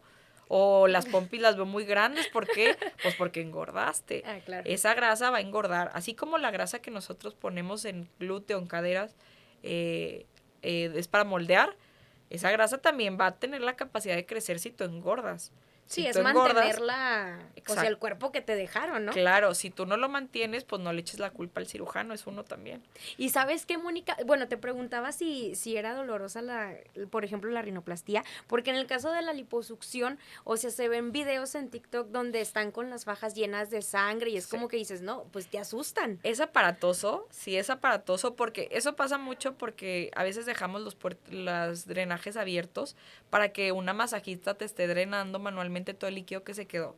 A mí sí me gusta dejar drenaje cerrado hasta en las lipos, pero eso es la cuestión del cirujano. Ah, ok. Sí, o sea, lo hace también el que los deja abiertos como el que deja drenaje, eso es a gusto.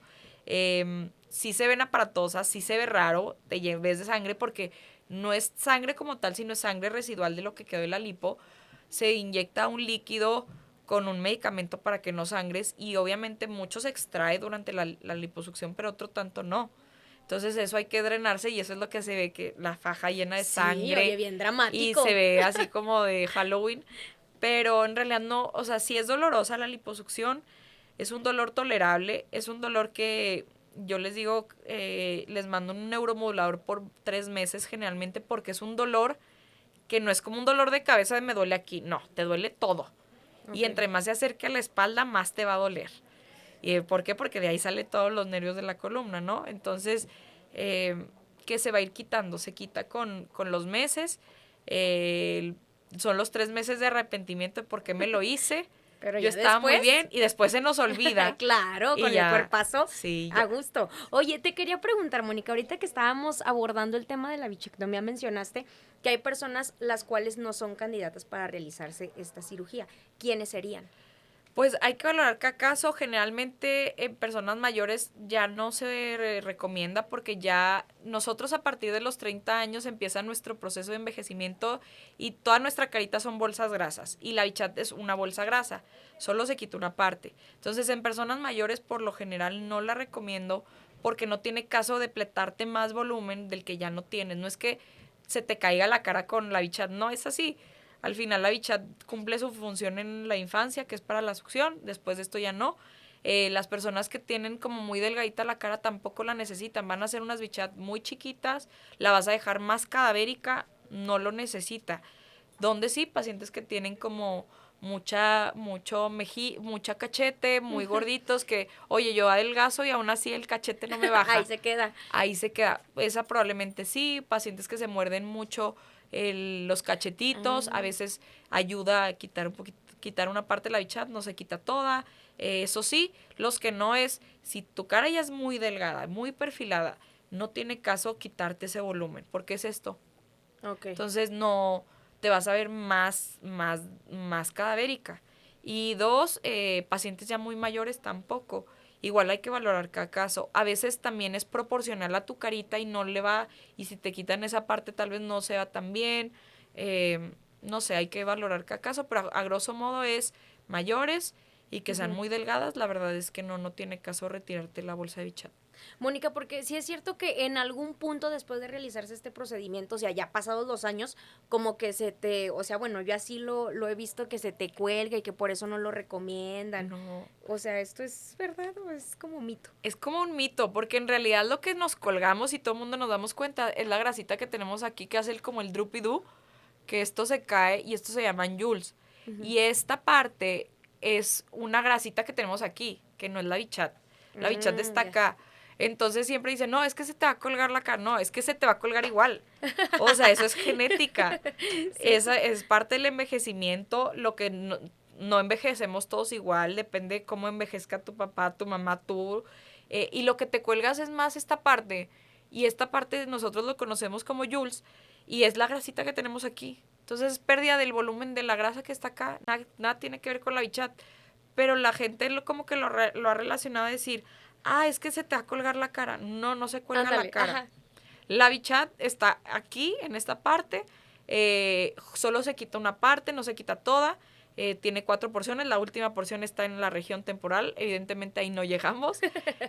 Bueno, hay videos que a veces ves que sacan, esa bichat que se llevó 20-25 centímetros, probablemente se llevaron toda y seguramente ahí el facial que estaba aquí por acá, ya también ahí sufrió poquito de que se lastimó en el jalón. Uh-huh. Entonces, pues nada más se quita una parte y es solamente en esta parte, la parte bucal, okay, que es para definir un poquito más las mejillas. Pero no es que te derritas ni que se te caiga la cara, es que envejecemos y una parte de envejecimiento es, se nos arruga el mentón, cosa que nadie a veces se da cuenta, uh-huh, se cae un poquito la grasa de aquí, que es el droopy-doo, como del perrito, que esto se ve como caído, esa es una grasa que está aquí, se te caen los tejidos porque no es nada más la piel, es todo el sistema aponeurótico que tenemos de sostén de la cara y eso es normal. A partir de los 30 años empezamos a dejar de producir la misma cantidad de colágeno y elastina y obviamente vamos a irnos cambiando el volumen de nuestras bolsas grasas porque toda nuestra carita es grasa,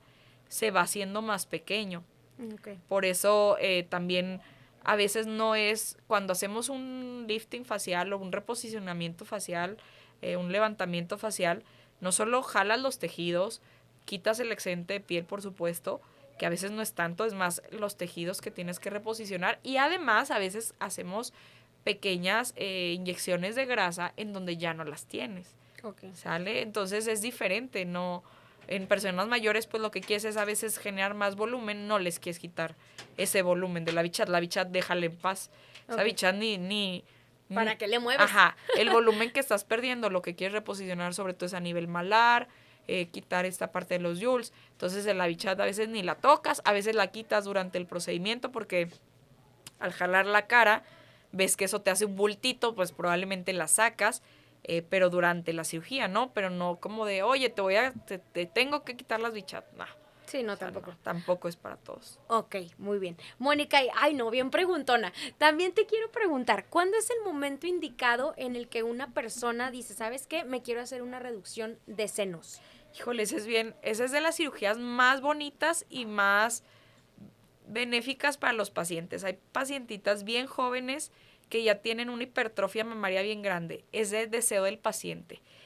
Es paciente joven, generalmente que creció mucho el busto, que no está conforme, que le genera no solo la inseguridad de que tiene demasiado busto, se asocia a veces hasta problemas lumbares de, oye, no aguanto la espalda y tienes 18 años, 20 años, que tú sabes que no va por la edad, no va por una hernia de disco, sí, no, sino por el peso que tienen.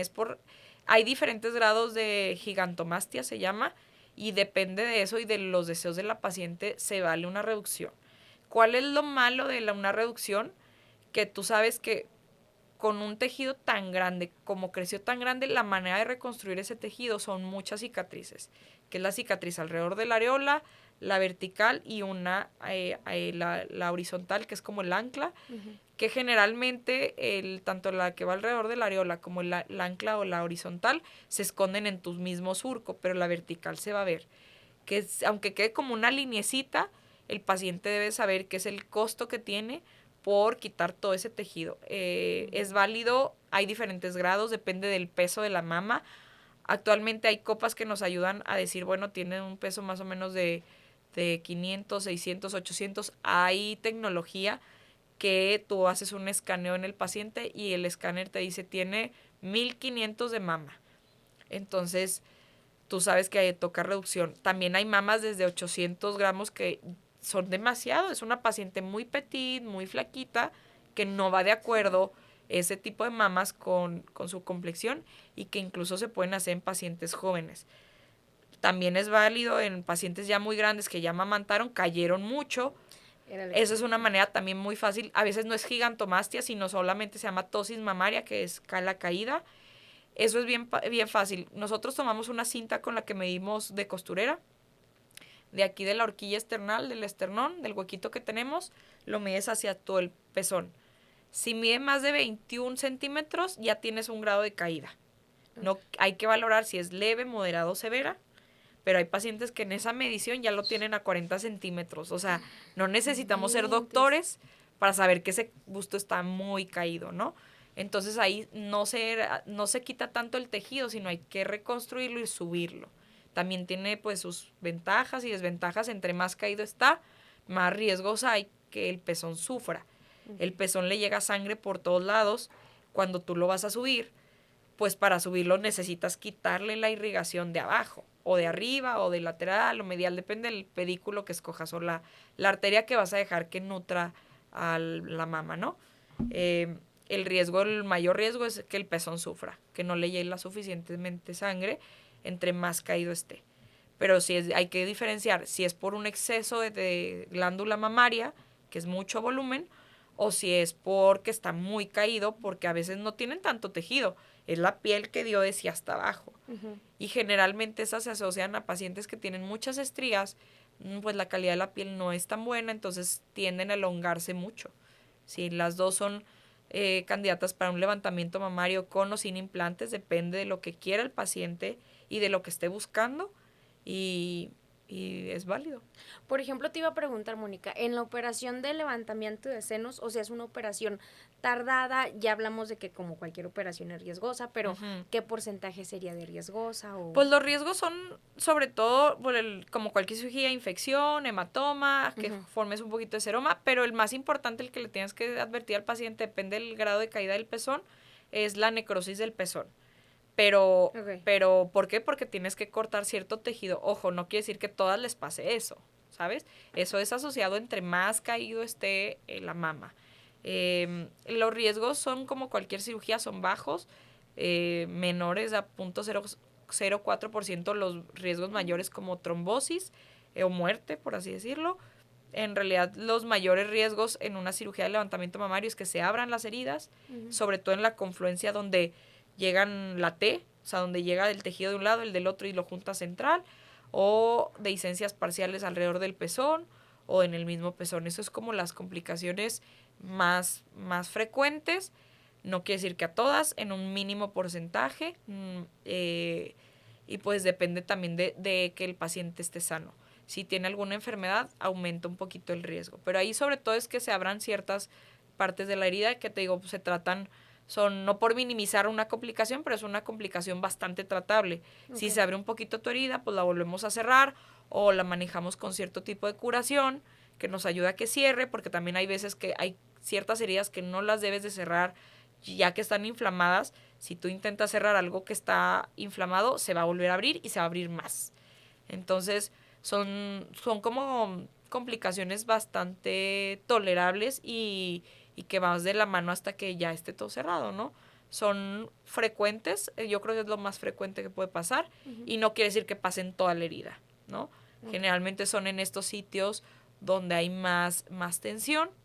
Nosotros tratamos de cerrar todo con la mínima tensión, pero al final pues es el punto donde es la parte donde menos sangre le llega, donde ya cortaste todo, y es la parte más distal, que es donde confluyen en la parte medial todos estos colgajos que hiciste para reconstruir.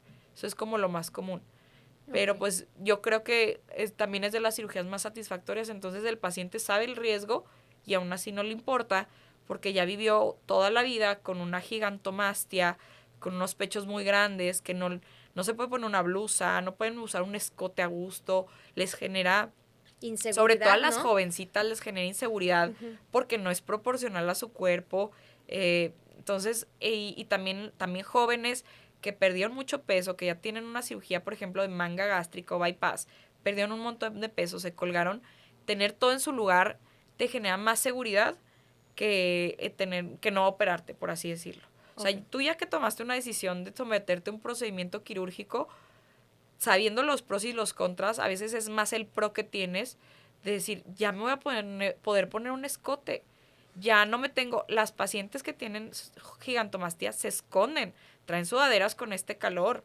O sea, es la paciente que esconde su busto, y no quiere decir que por la vida uno ande escondiendo, enseñando, pero sí no les queda, los brasieres son muy grandes, la ropa no les va, no les gusta enseñar nada, pero porque es una inseguridad muy grande. Ajá. Sí. Oye, ahorita que lo mencionas, en el tema de la pérdida de peso, Mónica, ¿cuál es la diferencia, si es que la hay, entre la manga gástrica y el bypass? Aunque no es mi rama, es diferente. Es sencillo contestarlo, pero la manga gástrica hay una resección de la mayor parte de tu estómago porque hay unas hormonas que están localizadas en el estómago que se encargan de esta saciedad de hambre y demás. Entonces se corta una gran parte de tu estómago, te queda como un tubito. El bypass hay diferentes modalidades, te digo, no soy bariatra, pero de lo que sé de cirugía general, el bypass se corta una parte del estómago, pero además se hacen diferentes anastomosis, es decir, se junta una parte del estómago al intestino y otra del intestino a intestino porque hay que saltar esta parte, una parte del intestino porque va a haber cierto déficit nutricional. Entonces, ¿cuál de las dos? Eso hay que consultarlo con un bariatra, qué Sí. candidato eres de una de otra, porque obviamente el bypass implica más restricciones o más déficits nutricionales, porque, por ejemplo, el hierro se absorbe en el estómago, hay ciertas vitaminas que se producen en la primer parte del intestino y las estamos saltando. Tiene sus indicaciones por qué se hace uno u otro, las desconozco, pero básicamente es eso, en una solamente quitas estómago y en la otra parte de quitar estómago se junta estómago con el intestino y otra parte del intestino con el intestino para quitar como esta parte del reflujo, porque obviamente ya no tienes, o sea, ya tienes todo ahí junto, pegadito a que en un periodo de reflujo todos estos ácidos biliares puedan dañar la flora que estamos en el esófago. O sea, bueno, es todo un tema gástrico, pero sí tiene sus rasgos, ¿no? a grandes rasgos es eso. En una se corta solo estómago, en otra se corta estómago-intestino y se junta intestino con intestino y obviamente confieren más déficit nutricional que, obvio, un paciente que tiene hipertensión, diabetes, dislipidemia, es mejor llevarlo a estas cifras normales para que no tenga un síndrome metabólico, que ya por ende ya el tener alguna par de estas enfermedades es un síndrome metabólico y llevarlo a la curación. Entonces toca cortar eso, ¿no? Que eso es tema de bariatría, pero es eso. Lo que sí me compete es que después de que pierden peso, nosotros pues nos encargamos de levantar todos esos tejidos porque obviamente la pérdida de peso realizada por una cirugía bariátrica es muchísimo mayor y mucho tan rápida que no alcanza el cuerpo a irse acostumbrando a estos cambios. O sea, no es lo mismo alguien que bajó con dieta y ejercicio, que poco a poco le fue aumentando al gym y que sí va a tener cierto grado de flacidez, pero fue gradual, al paciente que perdió 20 kilos en un mes. Sí. Estos tejidos hay que reposicionarlos. Además, es un paciente complejo. Metabólicamente le faltan muchos nutrientes que hay que tenerlos en cuenta y que ellos van a vivir de por vida con cierto grado de vitaminarse de manera externa. Generalmente tienen hemoglobinas bajitas, hay que ayudarles con hierro o hierro en la avena. Tumban más fácil la hemoglobina después de operarse. Los tejidos hay que reposicionar lo que cayó. Si cayó el brazo, si cayó el tórax, si hay que subirles las mamas, si hacer una lipoabdominoplastía, si hacerles un lifting glúteo, si cortarles pierna, porque es como una cirugía del cuello hasta las piernas. Todos estos tejidos caen y hay que quitarlos, por así decirlo, y reposicionarlos. Y todo eso son cicatrices muy extensas, muy grandes, pero es lo que toca hacer cuando hubo una pérdida de peso masiva. Entonces, eso sí nos compete a nosotros, pero generalmente ya nosotros los vemos ya cuando tienen un año de un peso establecido, que ya no tienen fluctuaciones en el peso. Más estable. Más estable, tienen que tener pues el nutriólogo de cabecera de siempre y suplementarles todo lo que tienen de déficit previo a la cirugía y tienen un alto riesgo de transfusión después de esta y también todos estos procedimientos no se pueden hacer en una cirugía, son cirugías de 3, 4 tiempos y el paciente lo tiene que saber porque nosotros tenemos 6 horas nosotros para operar y no aumentarle los riesgos de trombos, ¿no? 6 horas es como... Son 8 horas desde que entra hasta que sale el paciente, o sea, para lo de la anestesia, pero es lo máximo. Si tú arriba de ese tiempo y tienen que entrar con medidas de compresión intermitente que hacen que simulan que estés como caminando toda la cirugía para evitar los trombos, una sabanita caliente, precalentarlos antes de quirófano, valorar transfusión si bajó mucho la hemoglobina en el post. O sea, son muchas cosas que tenemos que cuidar con ellos porque aumentan los riesgos de que se abran las heridas. Ese es el principal riesgo en un paciente posbariátrico. Hacen mucho líquido en todo lo que se levanta, que es ese seroma, y abren las heridas. Entonces, si el paciente está desnutrido, no se opera. Si el paciente no tiene hemoglobina arriba de 13, no se opera. Son así a ellos le agregamos todavía más de los que ya tenemos. Este sí, este no, ¿Y por qué? Porque el paciente, si se complica, no es una herida chiquita, es una herida de toda la mitad de la pancita o circunferencial o toda la mama, o sea, son heridas bien grandes y entonces sí tienen que entrar como en las mejores condiciones nutricionales y metabólicas. Ok, me despejaste muy bien esa duda, ¿eh? Para no ser tu área, de verdad, Mónica, mis respetos. Oye, por último, te quiero preguntar, bueno, hace un par de años, Alejandra Guzmán, pues la salud se vio comprometida porque ya ves que le inyectaron biopolímeros. Ajá. ¿Hay alguna forma de yo saber que me inyectan biopolímeros? Sí, es sencillo y no es sencillo. Los biopolímeros es como el término acuñado para todo lo que te inyecten, que no sea ácido hialurónico o algún producto que se vaya a absorber. Generalmente, ahora está de moda que te digan te inyectan peptonas, las peptonas se toman, no se inyectan. Toda cosa que te inyecten que no se absorbe es un biopolímero. Te puede hacer reacción desde que te lo inyectan o te puede hacer reacción a años. Pueden les inyectan aceites, ¿cómo se llama? El silicón directamente, plásticos. Hay un sinfín de sustancias que han inyectado, sustancias, por ejemplo, que vengan de China o que no tengan registros, que siempre te dicen, no, eran unas jeringas grandes como mamilas, o ellos te decían, no, es que en el spa, pero a veces, bueno, todo el producto que tú digas, me lo inyectaron hace más de un año, y yo todavía lo siento, eso es un biopolímero. No te va a dar reacción si no te dio en el momento como una reacción alérgica, te va a hacer una reacción a los años. Así como a veces, ahora con esto que está de moda el síndrome de Asia en los mamas, los implantes de antes, cuando se regaba el silicón, migraba el silicón. Ahora el silicón si se abre, se queda ahí, porque las nuevas tecnologías han cambiado. Pero ese mismo silicón puede hacer la misma reacción que hacen los biopolímeros en los glúteos o en las caderas y demás. Generalmente, así como una gripa tiene una historia natural de que te da gripita, moquito, me siento mal 3 días y al cuarto, quinto día ya estoy bien, la historia natural de los biopolímeros empiezan a tenerte molestias, migran, cambios de color en la piel que tienes donde te los inyectaron, se siente más indurado, se empiezan primero rojas, luego se ponen moradas y luego esos cambios de coloración se ulceran, se abren, se hacen como unas úlceras. Y esa es la última etapa o la etapa final del biopolímero. Siempre que un paciente tenga biopolímeros es el antecedente de me inyectaron, no sé qué me inyectaron, tienen un aproximado de tal vez me metieron 4 o 5 jeringas, no sé, las pompis se me pusieron más duras, pues claro, te pusieron un plástico dentro del músculo, evidentemente tus glúteos están duros, pero empiezan con cambios de coloración y también con síntomas inespecíficos como una síndrome de Asia. ¿Qué es el Asia? Es como si tuvieras una enfermedad autoinmune, que tienen dolor de cabeza, les duele la espalda, cambios de humor, y sin fin, el síntoma que tú quieras, y lo puedes poner en un síndrome de Asia.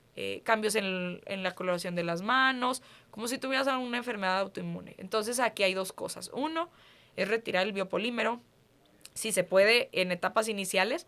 Obvio nunca se puede retirar al 100% porque mucha parte del biopolímero a veces está en glúteo. Si está en la grasita, pues se quita lo más que se puede. A veces migró de manera profunda o hacia abajo, entonces hay ciertas áreas donde no se pueden quitar. Y 2, ir aunado de un tratamiento reumatológico, porque al final es una respuesta de tu cuerpo a un agente extraño. Entonces hay que modular la respuesta inflamatoria de tu cuerpo con medicamentos como si tuvieras artritis reumatoide, un lupus o una espondilitis, o sea, moduladores inmunológicos para tratar de que tu cuerpo no lo esté tratando de rechazar, para evitar los síntomas.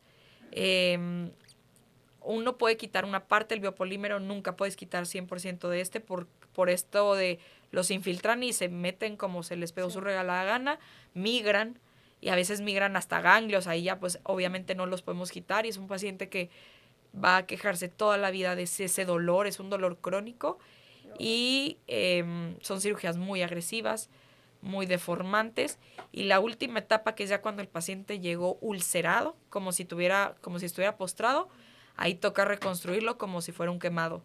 Quitas todo el biopolímero, legras toda esa zona, la limpias hasta que esté súper limpia, le pones piel como un quemado.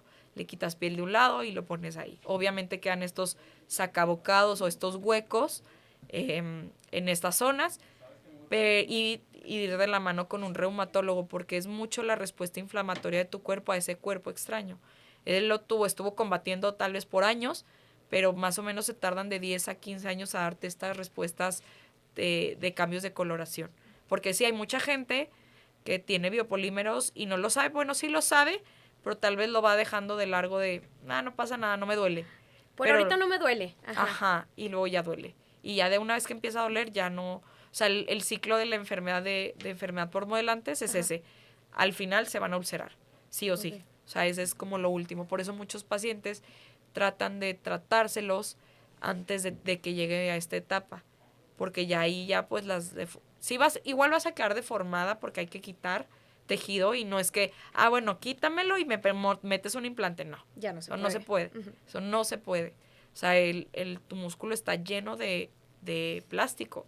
No puedes. Y además el glúteo mayor es el que nos encarga de ponernos de pie para cuando nos levantamos de la silla. Entonces no puedes quitar tampoco todo el glúteo mayor porque dejas a un paciente postrado con cierta incapacidad. O sea, muchas pacientes también lo dejan o lo postergan porque están trabajando. Y para hacer esas resecciones, pues mucho tiempo van a estar en cama. Y dicen, no, ¿para qué? Ahorita no me duele. Ahorita no me molesta. Ahorita estoy en mi trabajo. Pero ya cuando empieza a dar lata, pues sí, ya avanzó una fase 3, fase 4, que es la última fase de enfermedad por modelantes. Mónica, por eso es precisamente urgente que, que las personas hagan conciencia de que para este tipo de procedimientos tienen que acudir sí o sí con un profesional de la salud, ¿no? En este caso con un cirujano plástico, ya bien lo mencionabas, no con un cirujano estético. Ajá. Bueno, que se diga cirujano estético. Que se diga cirujano estético. Es que también nuestro título de medicina sale a veces como médico cirujano y partero. O médico cirujano, eso es un médico general. O sea, tú no operas recién sales de medicina, nunca. O sea, pones inyecciones, recetas. Un médico general es esa parte. Atendiste partos probablemente en el internado porque nuestro sistema de salud es así, nos falta personal. Pero no quiere decir que el día de mañana yo sea una partera ni sea una ginecóloga. No por haber cachado 30 chamacos en el internado, yo ya soy ginecóloga. Evidentemente no.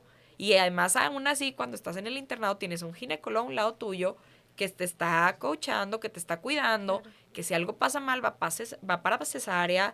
O sea, no porque en el internado, que es como tu 6º año de medicina, hagas prácticas médicas, no quiere decir que ya puedas hacer ese tipo de cosas. No, es como, hiciste maestría en en vesícula. Yo soy un maestro porque yo sé perfectamente cómo funciona la vesícula.